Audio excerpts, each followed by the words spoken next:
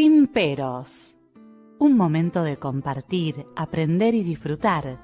Espera lo inesperado con la licenciada Susana Rasinski.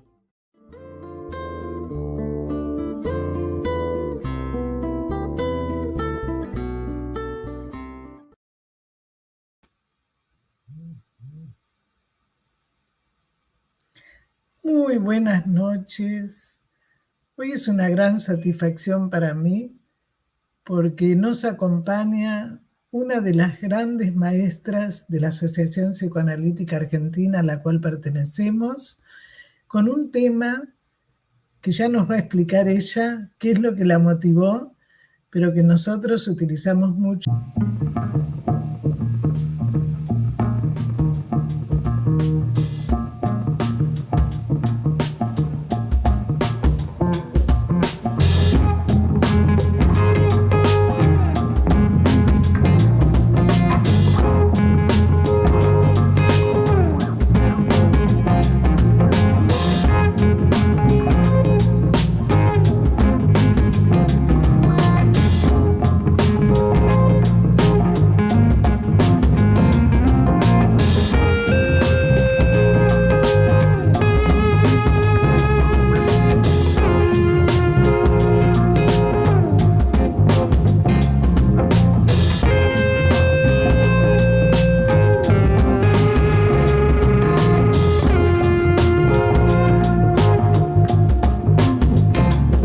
Sos una de las grandes maestras que tenemos en la institución, muy investigadora, muy estudiosa y siempre aportando sus ideas con mucha gentileza.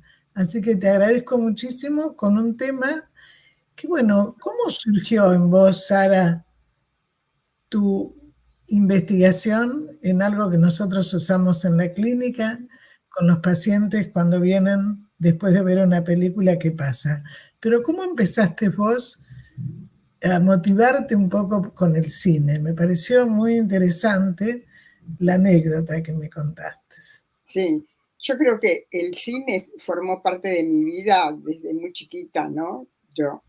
El cine y los libros, ¿no? Porque los libros también, yo empecé a leer muy chica, antes de los 5 años, un poco antes de los 5 años, leía, y al cine inclusive fui antes, porque mis padres no tenían con quién dejarme, cuando iban al cine me llevaban, y veía toda clase de películas, no películas para niños, sino películas de guerra, películas de todo lo que pudiera existir en cartelera.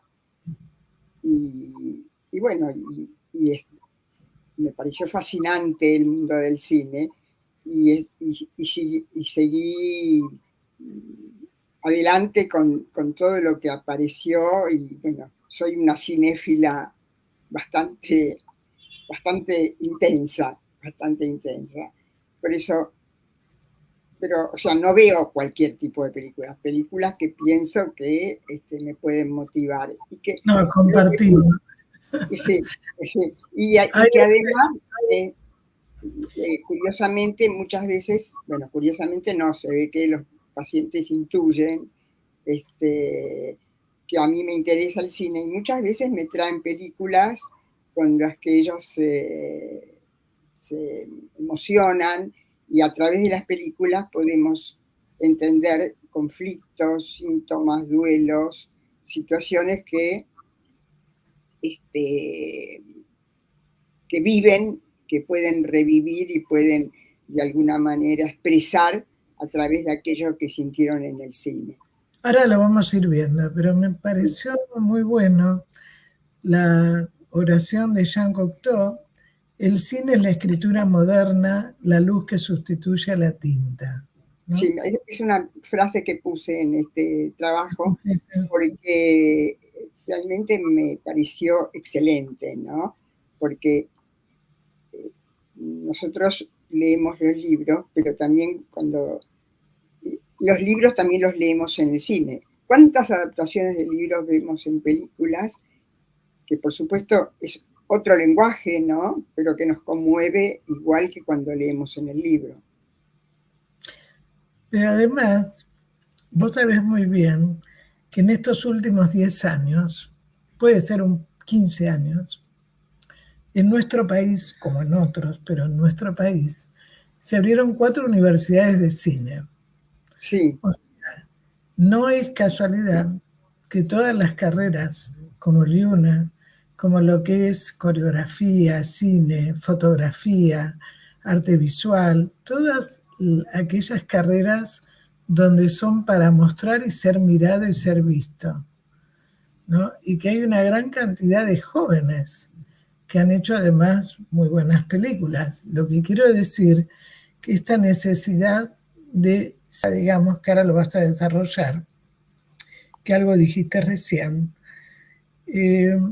con las identificaciones, ¿cuál es la función del cine? Porque vos misma decís, no tenían con quién dejarme, iba al cine. O sea, el cine en su momento fue un acompañante, que vos lo supiste aprovechar, como los libros, como nos pasó a varios que ya sabíamos leer y escribir a los 5 años, y a veces yo me aburría cuando iba a la escuela, ¿no? Porque ya sabía, y Claro. muchos chicos no sabían. Entonces, bueno, pero era como nuestros refugios, los libros, ¿no es cierto? Y en tu caso, el cine. Sí, ambos, libro y cine. Sí, ¿no? sí. Porque el cine no podía todos los días, pero el libro lo podía tener todos los días conmigo, ¿no?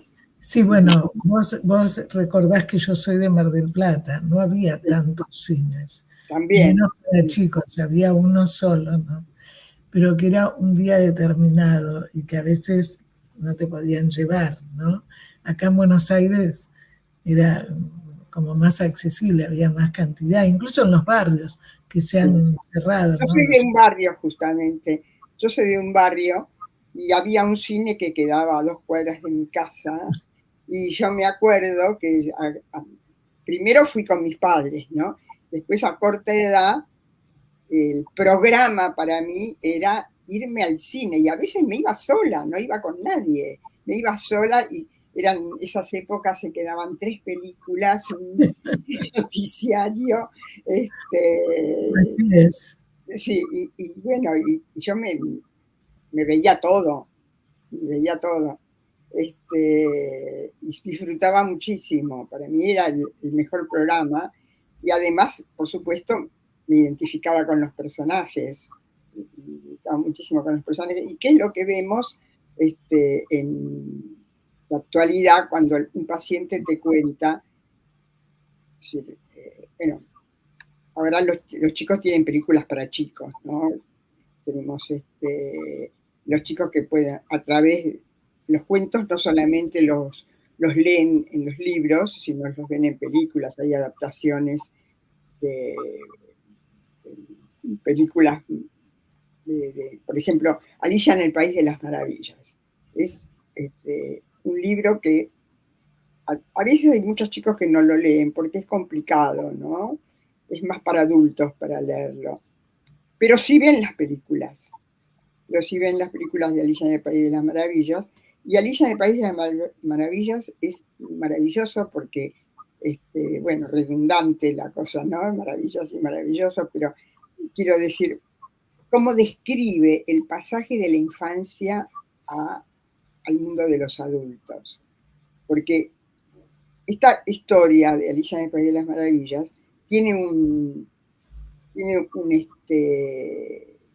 origen muy interesante.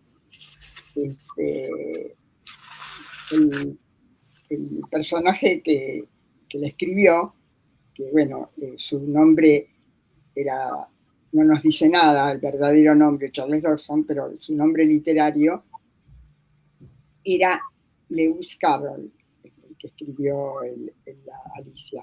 ¿Y cómo surgió esta historia? Surgió yendo en bote, navegando con sus 3 amiguitas, porque él era bastante infantil.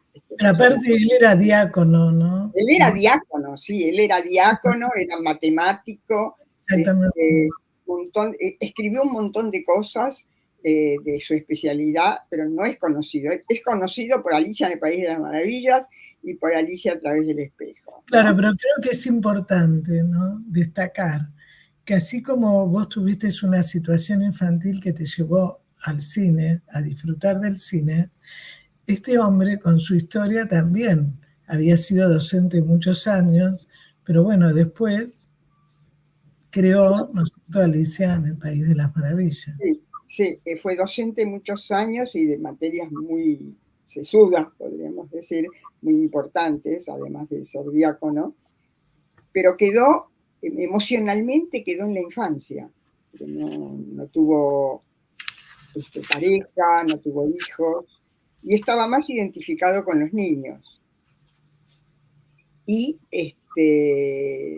entonces inventa una historia, que es la de Alicia, y la va inventando mientras navega con ellos, y después no se le ocurre más algo, entonces dice, bueno, dejamos aquí, la próxima vez continúo. Entonces las tres chicas, que son Alicia y sus dos hermanas, sus hermanas, hay una mayor, que ya tiene 13 años, que ya prácticamente ingresó al mundo de los adultos, adolescente, pero ya dejó la infancia, y la otra que es menor, que ella tiene 8, Edith. Alicia tiene 10 y ya está por pronto ingresar al mundo de los adultos. Entonces, y era la preferida de Lewis Carroll, ¿no? Era la preferida. Entonces inventa esta historia para ella, y además le pone el nombre de ella, Alicia, ¿no?, en el País de las Maravillas. Entonces inventa esta historia, y cada vez que él quería suspenderla, las chicas le dicen, ya es la próxima vez. Entonces tuvo que contarle, armar toda la historia en ese viaje. Y fue muy interesante, ¿no? Porque, ¿qué significa esta historia? Significa el gran paso que para el chico significa dejar la infancia y pasar al mundo de los adultos. Y entonces está ese frasco que ella dice, ¿lo tomo o no lo tomo? Que sería la duda. ¿Dejo la infancia? Porque el frasco era para crecer. ¿Dejo la infancia o crezco? Entonces lo toma, yo soy demasiado grande, no entra dentro del lugar donde está. Entonces toma otro frasco para achicarse. Y entonces cuando se achica, está llorando y está en un mar de lágrimas. Es la duda de si quedarse chiquita y tener las ventajas de ser chiquita, o animarse a entrar al mundo de los adultos. Es una alegoría de esa situación, ¿no? Pero además vos dijiste algo que me parece importante destacar, que hoy en día a los chicos les cuesta mucho leer. Sí. Vengo diciéndolo en algunos programas, vos sabés que yo soy psicopedagoga también. Sí. El sistema que se utilizó, yo no estuve muy de acuerdo, educativo, ¿no? Porque se les enseñaba en imprenta y no se enseñó toda la parte psicoevolutiva, ¿no? Entonces hoy en día un chico de 9, 10 años no sabe leer. Entonces, ¿qué pasa? Se prioriza la imagen, todo es imagen. Entonces, por ejemplo, como las películas son animaciones desde muy pequeños, que tampoco es adecuado que un bebé de 6 meses se le dé la tablet porque la mamá no sabe o el papá cómo contenerlo, ¿no? Pero es muy importante cómo a través de la imagen los chicos logran una identificación. Y acá creo que es importante que vos expliques qué es eso y por qué cuando los pacientes nos traen una película en la cual por ahí se han angustiado mucho o no han podido terminarla de ver o la ven muchísimas veces, o hay tramos de la película que seleccionan, que para que vos expliques un poco, que además lo vas a explicar muy didácticamente con toda tu experiencia, lo que sería la identificación, lo que es, y la relación de las películas con los sueños. Sí, muy interesante lo que agregaste recién, Susana. Yo creo que eso, lo primero que dijiste, ¿no? Tomo lo primero que dijiste, que el chico está muy invadido por imágenes. Yo escribí un trabajo justamente hace muchos años, cuando todavía no existía la tablet ni todas las pantallas que lo único que existía era la televisión. Y la madre bueno, porque estaba muy ocupada, porque no podía ocuparse de su bebé, lo ponía frente a la pantalla del televisor y entonces el chico se quedaba hipnotizado por las imágenes, ¿no? Le hipnotizaban las imágenes y quedaba tranquilo, no lloraba. Pero eso tuvo un precio muy alto, porque si pones a un chico antes de los 2 años frente a un televisor o frente a cualquier pantalla, eso va a tener efectos después en el aprendizaje de la lectoescritura. Porque la imagen es muy fácil, es como si el chico estuviera dentro del útero y recibe imágenes, porque en el útero el chico siempre, en el psiquismo fetal está estudiado, el chico recibe imágenes. Y entonces es como si estuviera dentro del útero mamando, o sea, no hace un esfuerzo. Estudiar, o sea, leer un libro es un esfuerzo, es dejar la imagen y pasar a un lenguaje abstracto que implica leer cada una de las letras, ¿no? Pero además creo que hay una cosa que es fundamental, que no hay una experiencia afectiva.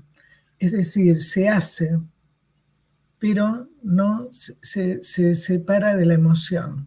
Y cuando vos hablas del cine, justamente, ¿qué es lo que pasa en el psiquismo de las personas?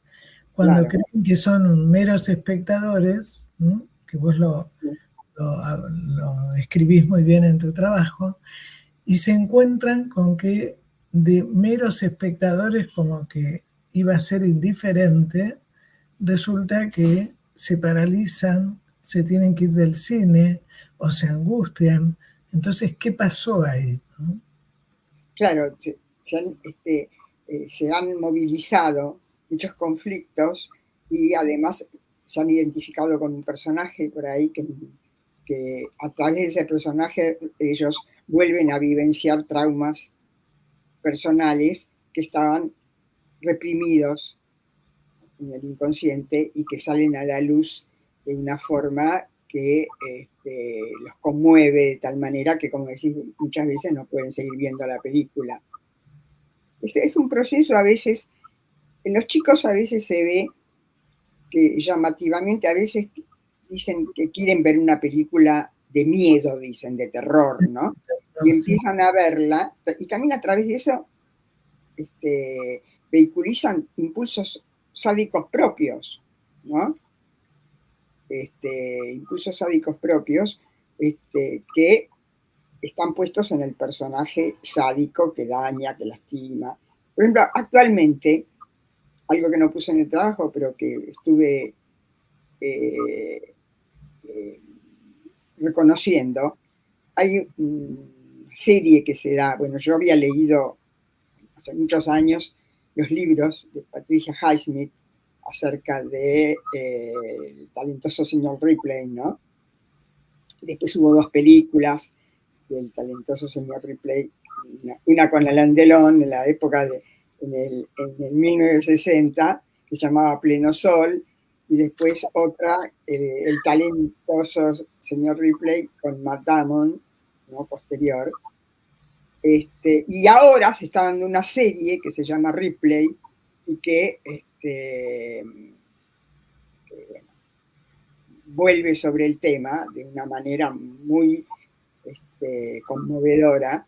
Pero lo interesante que Ripley, el personaje principal de la serie, es un estafador, es un ladrón de identidad, es un asesino, es todo lo malo, representa todo lo malo. Pero mientras uno está viéndola, tanto en la película como en la serie, uno quiere que le vaya bien, ¿no? Uno se identifica con el personaje indigno, podríamos decir. ¿Y qué pasa ahí? ¿Por qué uno quiere que le vaya bien? Está a punto de ser descubierto en miles de ocasiones. Y no bueno, y suspiramos aliviados porque no lo descubrieron, y sigue adelante con su temática. Y yo creo que ahí, de alguna manera, proyectamos nuestros propios impulsos asesinos, nuestros propios impulsos sádicos, nuestra propia maldad. Claro, además, bueno, en el programa siempre nos pasa con todos los entrevistados que vamos asociando, ¿no? Libremente, por supuesto. Me hiciste recordar, hay un colega en México que trabaja en adicciones. Sí. Y justamente, y otro colega también de México que trabaja toda la parte social. Entonces, una de las preguntas que nos hacíamos, ¿por qué los chicos se identifican con el narco? ¿Por qué quieren ser como el narco? Entonces, él pone el ejemplo de un muchacho de una situación económica muy buena en la familia y que no tenía una necesidad económica para estar como... Sí, pensando que ganan mucho dinero a través de las drogas, sí. Pero él le dice, ¿por qué? ¿Sabes por qué? Porque el narco me creyó, mi familia no me creyó. Entonces, esto nosotros lo vemos también en las bandas, ¿no? En las mafias, en los grupos, digamos, terroristas, ¿no? O sea, de repente, ¿qué es ser el elegido? Entonces, ¿qué pasa en la película que vos decís, donde nosotros queremos que no lo agarren, aunque haga cosas que están malas, ¿no? O sea, ¿en qué se identifica? Porque cada vez los chicos y los no tan chicos, que supuestamente serían adultos, ven cada vez más violencia en las películas. Todo se rompe, todo se destruye. ¿Y cómo queda eso en el inconsciente? Que por eso nosotros decimos que no se duerman con esas películas, porque acá entramos en la otra pregunta que yo te hice, que tiene que ver con la relación con los sueños. Sí. Sí. Pues. La película es como un sueño proyectado en la pantalla, ¿no?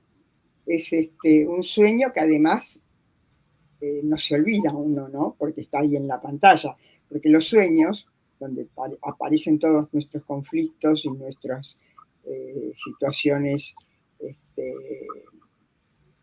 sádicas o nuestras situaciones crueles o todo aquello que está en el inconsciente humano, porque todos tenemos instinto de vida y tenemos instinto de muerte y todo eso en el cine lo vemos reflejado en cada una de las películas, ¿no? Que nos pueden mostrar un replay o nos pueden mostrar ahora hay otra que anda dando vueltas por ahí, Bebé Reno, ¿no? También muchas películas violentas que expresan el instinto de muerte del ser humano y que de alguna manera algunos pueden lidiar con eso y otros, bueno, como decís vos, se van del cine, no lo pueden tolerar o apagan el televisor si lo están mirando por la televisión. Se pueden identificar con ese personaje y como vimos con respecto a la maldad, o les asusta pensar que eso también puede estar dentro de ellos. Sí, vos comentás acá, que me pareció muy bueno, Zona de Interés, sí. De Jonathan Glazer, ¿no? Glazer, sí. En realidad. Sí. Zona de Interés es una película que conmueve muchísimo, a pesar de que no se ve ninguna escena de violencia. Bueno, ahí iba, cómo de alguna manera no muestra, pero lo que muestra, qué pasa, ¿no? Y cómo esto sucede en los chicos que frente a la posibilidad de la amenaza de la condena de los padres, por ejemplo, en los abusos sexuales, que no se habla, que no se dice frente al temor a que no le crean, es más a veces, más mortífero, digamos, el temor de lo que puede pasar, ¿no? A lo que a lo mejor pasa, ¿no? Y cuando vos pones acá el ejemplo, que sería interesante que pudieras describir un poco lo que pasa en la película y lo que pasa con la audiencia, ¿no? Sí, Zona de Interés muestran una familia que vive al lado del campo de exterminio, ¿no? Del campo de concentración. Nunca se ve el campo de concentración, nunca. Se ve solamente lo que pasa en la casa de ese jerarca nazi que vive con su mujer y sus hijos, en una casa preciosa, con jardín. A él se lo ve poco, a la que más se ve es a la mujer, que hace una actuación maravillosa, ¿no? De una mujer muy vulgar, que se encuentra con amigas que viven en la zona también, y en ningún momento, como sabemos, se ve ninguna imagen del campo, pero en las cosas que ellos dicen o lo que sugiere, uno ve tanta crueldad, tanta maldad que destroza el alma, ¿no? Por ejemplo, se la ve a la protagonista, a la esposa del jerarca, probándose un tapado de piel. Enseguida uno sabe que ese tapado, un tapado de piel muy hermoso, ¿no? Enseguida sabemos que es. La gente que acaban de traer a Auschwitz, al campo de exterminio, los judíos que acaban de traer, le han sacado todas sus posesiones y están repartiéndolo entre los jerarcas nazis. Y ella se está probando uno de esos tapados de piel a ver cómo le queda, a ver si le va bien, ¿no? Bueno, imagínate que hace una semana lo que está pasando un poquito más en Brasil, que frente a la tragedia de las inundaciones, sí, por haber hecho tanta deforestación, es una locura, ¿no? Es muy siniestro lo que está pasando, que en medio de las inundaciones entraban a robar con armas. Sí, eso es muy común eso. Entonces, bueno, a ver qué es lo que está pasando. O fíjate lo que pasó el 7 de octubre, ¿no es cierto?, con Hamas, Bueno, donde ellos se filmaban y mostraban. O sea, que es diferente a lo que hizo este director, ¿no? Donde de alguna manera despierta mucho dolor, mucha tristeza, pero él se las arregla como para transmitir sin mostrar lo que la persona puede imaginarse. claro. Otro diálogo que me resultó aterrador, también dentro de Zona de Interés, es una de las mujeres que le dice a la otra, les dije que me trajeran si encontraban, refiriéndose al campo de exterminio, si encontraban pasta dentífrica. Me trajeron pasta dentífrica. ¿Y qué había dentro de la pasta? Un diamante. Mirá dónde ponen las cosas estos, ¿eh? Había un diamante. Entonces todas dicen, bueno, vamos a pedir mucha pasta dentífrica, a lo mejor encontramos muchos diamantes. Y que finalmente sabíamos que esta gente cuando se escapaba llevaba algo como para ver si con eso después podía sobrevivir. Entonces llevaban joyas, llevaban, bueno, lo mínimo que podían y escondido. ¿Y dónde lo escondieron? En la pasta dentífrica. Claro, pero además, cuando ella dice, bueno, vamos a buscar otras pastas dentífricas, ¿no? Sí. O sea, una desmentida de lo que estaba significando. Esto Claro. lo vemos permanentemente hoy en día, entre los políticos, entre la clínica, cuando vas a la verdulería y no te muestran una balanza, no sabes lo que te pesa, nada. Sí. Digamos, ¿no? ¿Cómo en un grado menor, pero que tiene... Sí. Y cómo este director, ¿no? Puede mostrar el pasado, el presente, de una manera maravillosa, ¿no? Sí, sí, y además se los ve a ellos como una familia feliz, así, con muchos chicos, los chicos a los que tratan muy bien, pero como considerando como inhumanos a los que están del otro lado. En ningún momento uno puede identificarse con ninguno de esos personajes, en ningún momento, hablando de identificaciones. Son personajes donde uno ve tanta maldad, a diferencia de Ripley, por ejemplo, donde uno lo ve a Ripley haciendo sus asesinatos y demás, pero hay toda una historia previa de él, era un huérfano, era un tipo además que en Ripley la trama es distinta, y él va a buscar, es enviado por el padre de un joven que se fue a vivir a Europa, y el padre quiere que vuelva a Estados Unidos. Y entonces cree que él fue un amigo había sido un amigo de él, hay una confusión, no había sido amigo del otro muchacho, y le dice, si lo traes de vuelta a mi hijo, yo te pago $5.000, creo, una cosa así. Y bueno, él va por el negocio que eso implica. Él no pensaba ir a matar. ¿Cuándo mata? Mata cuando ve que ese supuesto amigo de él, que él tenía que llevar de vuelta a Estados Unidos, al que al principio lo trataba bien, empieza a tratarlo mal.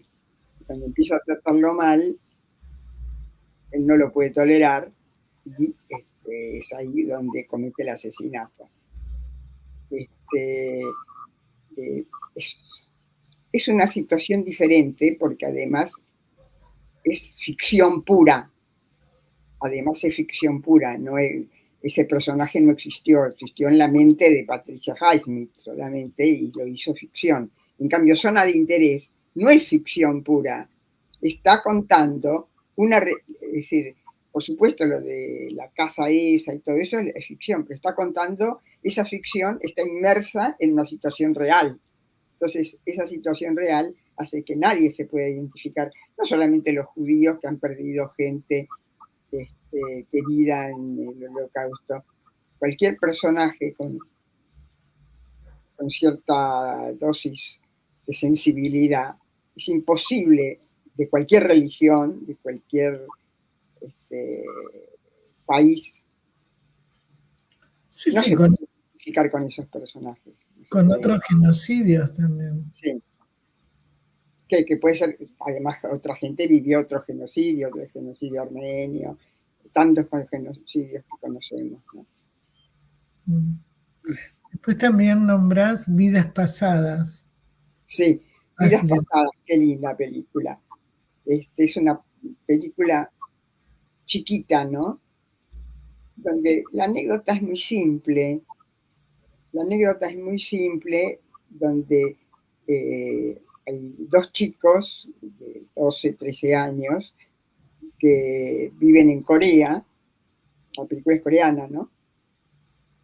Y que son novios, sería como empiezan un noviazgo adolescente, y están siempre juntos y se la pasan juntos y hablan juntos, pero la chica, los padres son artistas y emigran a Canadá. La chica se va a Canadá y el chico queda en Corea.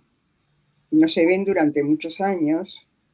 Ella hace una carrera literaria, él estudia ingeniería, y él la busca, y bueno, con las redes sociales la encuentra, con las redes sociales. Y entablan una relación a la distancia, pero con llamadas por Skype en ese momento, con mensajes,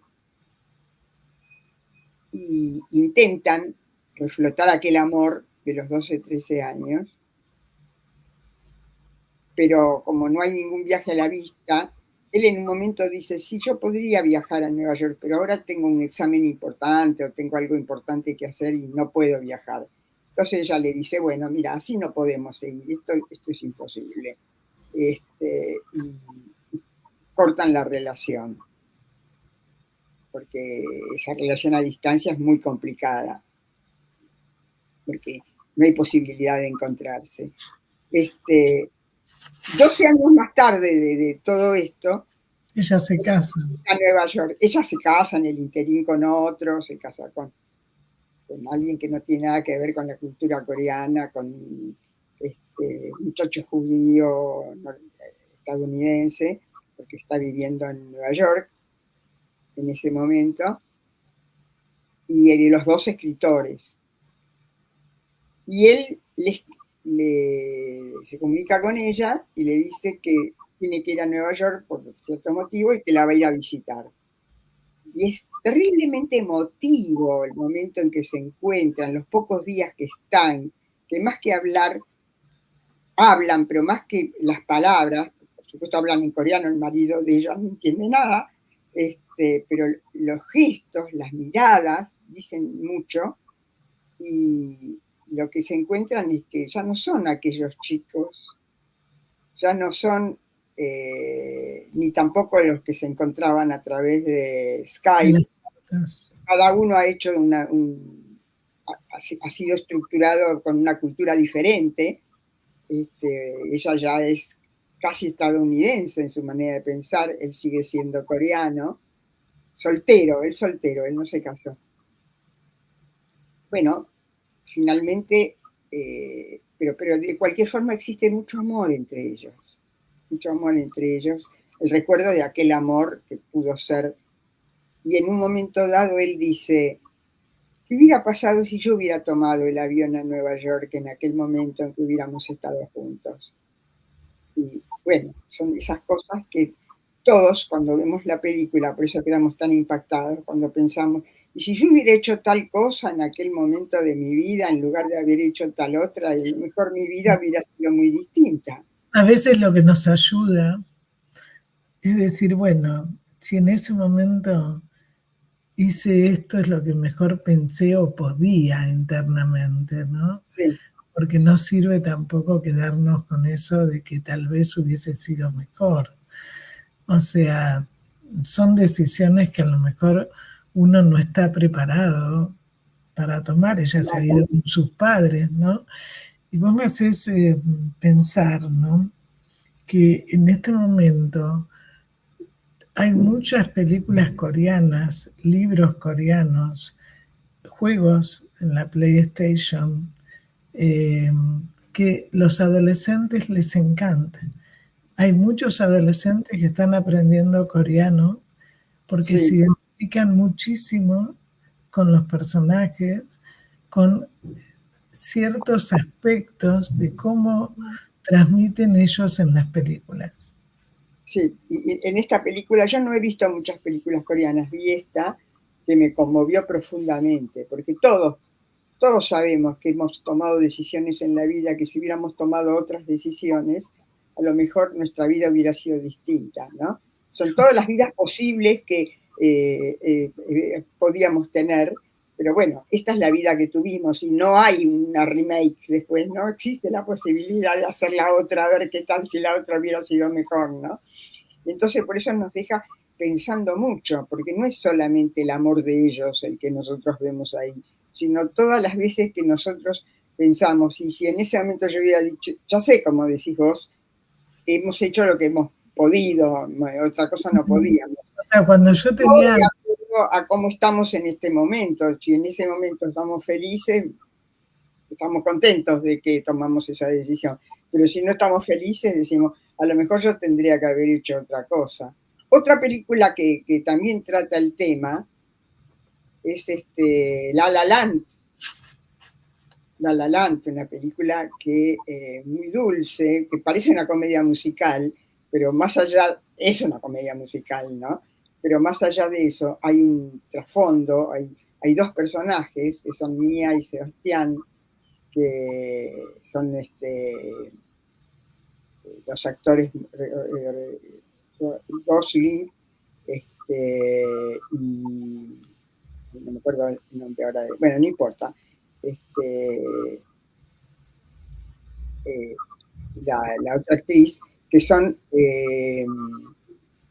ella es actriz, ella quiere ser actriz, se conocen cuando son muy pobres, ella quiere ser actriz, llegan los dos a Hollywood, él quiere ser músico y le interesa la música de jazz, y están juntos durante mucho tiempo, pero las peripecias de la vida hacen que cada uno de ellos tome rumbos distintos, y que a pesar de que se querían mucho y vivían juntos y todo, pero bueno, llega un momento en que porque ella tiene que actuar en otro lugar y él tiene que también en otro lugar, se dejan de ver y la relación se corta. Ella se casa con otro hombre, tiene una hija, pero un día el marido la lleva a escuchar música de jazz a un lugar. ¿Y quién está ahí? Sebastián, el Gosling, está allí, y él la ve dentro del público y se pone a tocar el piano.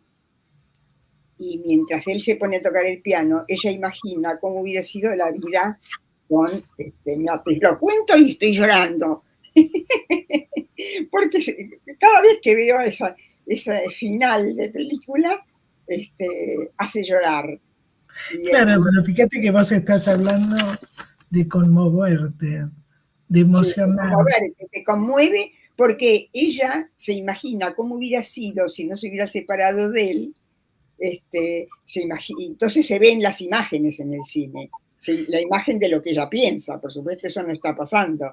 Claro, se la ve a ella con él viviendo en una casa, ella embarazada, teniendo un hijo, después teniendo otro, los dos juntos, además sintiendo como que perdió el paraíso, un paraíso que nunca lo tuvo, porque nunca pasó todo eso, pero se imagina que perdió el paraíso. Claro, pero ahí, digamos, prevalece, ¿no?, también a veces la idealización. ¿Qué pasa cuando, por ejemplo, una persona, que esto lo traen a veces los pacientes y los no pacientes, que por ahí cuando alguien llora y se conmueve, el otro le dice, ay, si es una película, ¿cómo te pones así? ¿No? Sí, bueno, realmente es alguien con muy poca empatía, ¿no? Con muy poca empatía, porque a través de la película uno vehiculiza situaciones personales que después las llevará al análisis y las analizará. Pero en ese momento está sumergido en eso emocional que le ha tocado muy fuerte, ¿no? Claro, pero cuando la persona le dice eso, viste muchas parejas que te dicen, no, pero él no entiende, como a veces pasa hoy en día cuando vas al teatro y la gente se ríe, que te interrumpe cuando uno está concentrado, claro. Y decís de qué se ríe. Yo creo que hay gente que se ríe de cosas que no hay que reírse. Exacto, bueno, pero eso nosotros sabemos que es como una cosa maníaca, ¿no? Sí. Pero cuando la persona le dice a la otra, pero ¿por qué llorás? ¿Para qué? Yo creo que también es mucha resistencia a lo emocional, ¿no? Hay una defensa de sí. No poder conmoverse, de no poder, digamos, emocionarse, ¿no? Como hay una escisión entre, bueno, total es una película, ¿no? Como que, no, y justamente lo que hablábamos al principio, ¿no? Digamos, es una película que te moviliza aspectos tuyos y que qué bueno que te puedas emocionar, o qué bueno que puedas tener miedo, porque cuando, qué bueno que puedas sentir todo eso, que no es, porque si no, ¿para qué ves la película? Si no podés penetrar en lo que la película te está comunicando. Sí, o por ejemplo, no sé si te ha pasado, pero por ahí pacientes que por ahí ven muchas veces El Padrino. Sí. Y que bueno, hasta se aprenden los diálogos, pero por ahí no se conmueven en otras películas, ¿no? O sea, sí. Como que ¿en qué se identifican con ese personaje? Si el Padrino tiene un destino parecido al de Ripley. A pesar de que es un mafioso también, que mata gente y todo, uno,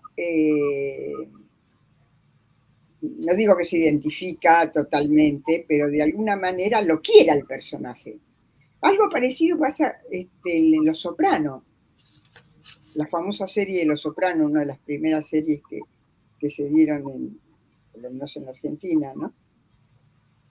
Donde también Tony Soprano era un asesino, pero es un personaje que despierta admiración, no sé, que despierta un sentimiento de que el deseo de saber cómo sigue su vida, ¿no? La gente se vio todas las temporadas. Sí, por ahí, digamos, en El Padrino, por lo menos lo que rescatan, que les gusta, es la sabiduría, ¿no? O sea, ¿cuándo había que decir no, así fuera el hijo o fuera un familiar? ¿Cómo resguarda a la familia? ¿No? Sí. Ciertas cosas que, digamos, entre comillas, como ciertos valores, ¿no? A pesar de...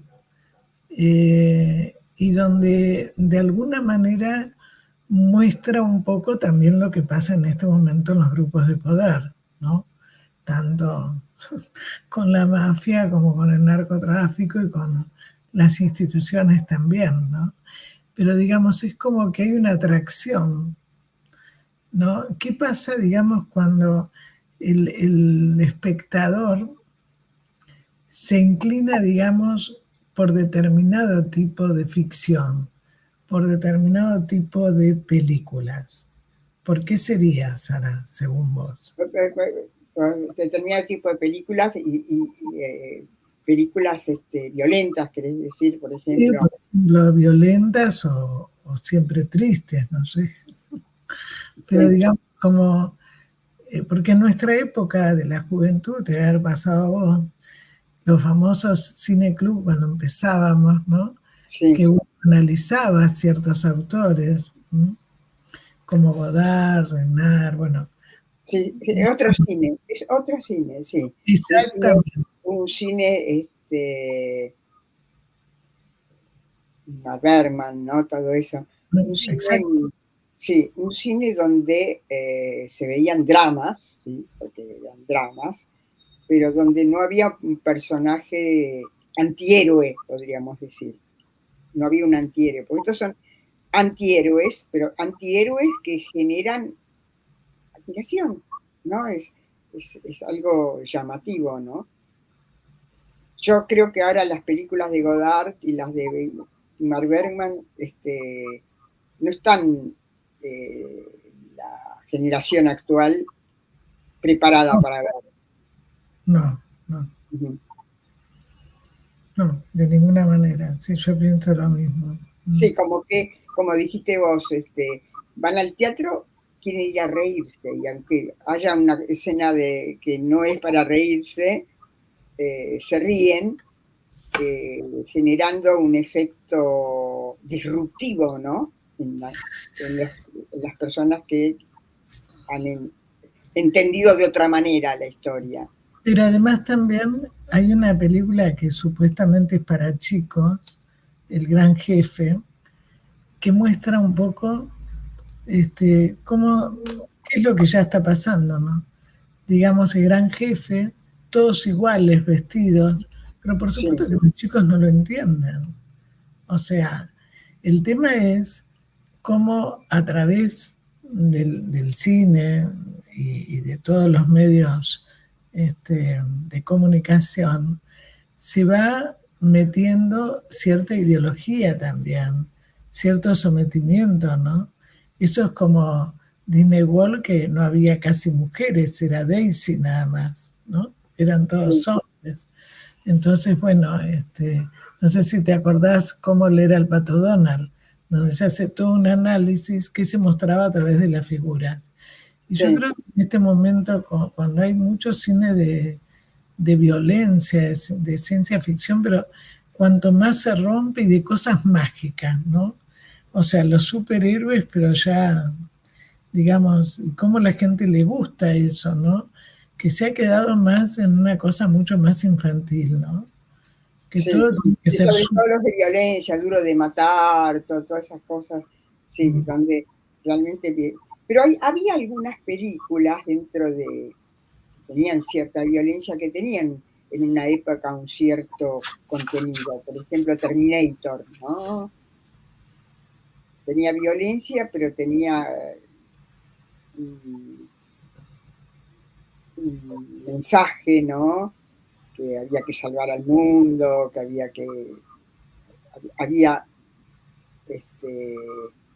el primer Terminator era dañino, después ese Terminator terminó siendo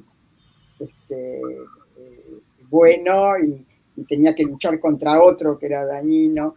O sea, la cosa de violencia estaba más atenuada, ¿no? Pero la ciencia ficción, yo pienso que tiene un sentido que podríamos descubrir, donde a través de la ciencia ficción se pueden decir cosas que no se pueden decir directamente. Sí. Sí, o sea que la ciencia ficción tiene su lado positivo, ¿no? A través de la ciencia ficción, en los libros de ciencia ficción, se dijeron muchas cosas. Por ejemplo, Ray Bradbury con Fahrenheit 451, que justamente fue uno de los primeros que vaticinó que la gente iba a dejar de leer, ¿no? Que iban a quemar los libros porque era obligatorio mirar la televisión. Y estaban mirando a ver quién no tenía antena de televisión para castigarlo, porque estaba prohibido leer libros. Pero bueno, acá cuando yo hablo del cine, hablo de cine de calidad, ¿no? De un cine en que podemos ver, qué sé yo, muchas novelas adaptadas al cine, que son maravillosas, ¿no? Todos los dramas románticos que les gustan a los adolescentes, Romeo y Julieta, Cumbres Borrascosas, el gran amor de Katy Heathcliff, que nunca se consuma, todas esas historias que... después vino la época en que apareció la saga de Crepúsculo para los adolescentes. No sé si te acordás, Susana. Sí, de Crepúsculo, La Luna, Eclipse, Amanecer, donde primero los leían, los devoraban los chicos los libros. Gente que no leía nunca se ponía a leer esto y después, bueno, fue al cine también.